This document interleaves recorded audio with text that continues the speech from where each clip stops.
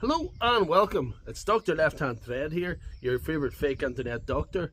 I want to tell you today about 5 rookie mistakes I made when setting up the Parkside Robot Lawnmower. So it's early in the morning, this has just come out of the charging dock, it's just started to cut. And I'm very impressed with how it did yesterday, after all the setup faux pas.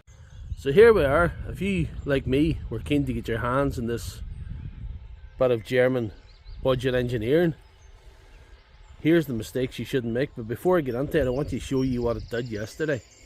It actually did a tremendous job after I had overcome all the mistakes of the last couple of days. So mistake number 1, I placed the boundary wire too close to the edge in the first run, and this little robot kept falling off the edge of the kerb here. Don't do that. So as a result, I set it well back. I maybe overcompensated. I'm back a couple of feet now, over a couple of feet from the edge.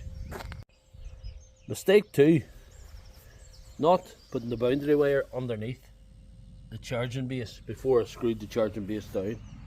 Then I had to screw it all up again and redo it. The line actually goes underneath the charging base there, if you don't know, and goes up onto the back of here, you know, and then the other part of the line goes on out here, you know.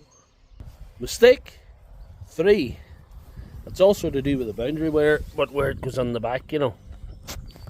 Just take this off to you see.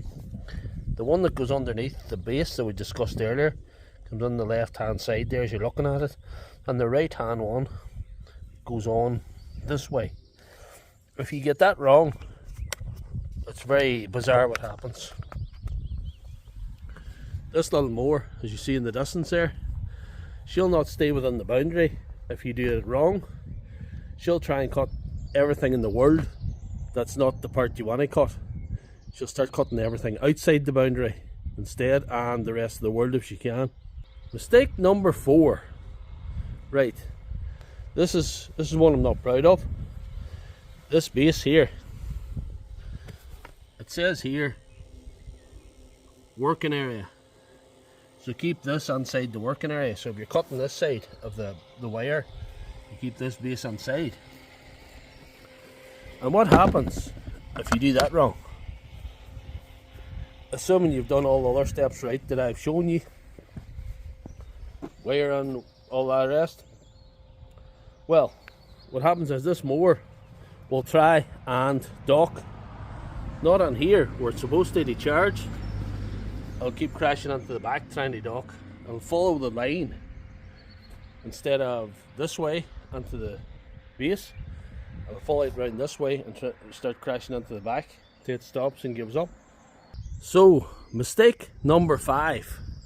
And mistake number 5 is not really my fault. This was more Parkside's mistake than mine. When they supplied this kit, the mower, base, whatever, they supplied this 2-amp battery inside it. A battery like that. And the problem with that is, alright, it works, but it would only cut an hour and then have to return the base to charge. Cut another hour, then have to return the base to charge. Now, I thought this was suboptimal because it was going to take days to do a proper cut. I upgraded the battery to an 8-amp yesterday. You'll see that video there if you haven't seen it already. And it cut 5 hours solid and made a fantastic job of it. I hope this was helpful in getting your budget lawn sleeve into action. So if you like this video, please give it a thumbs up and check out my channel for all my other videos.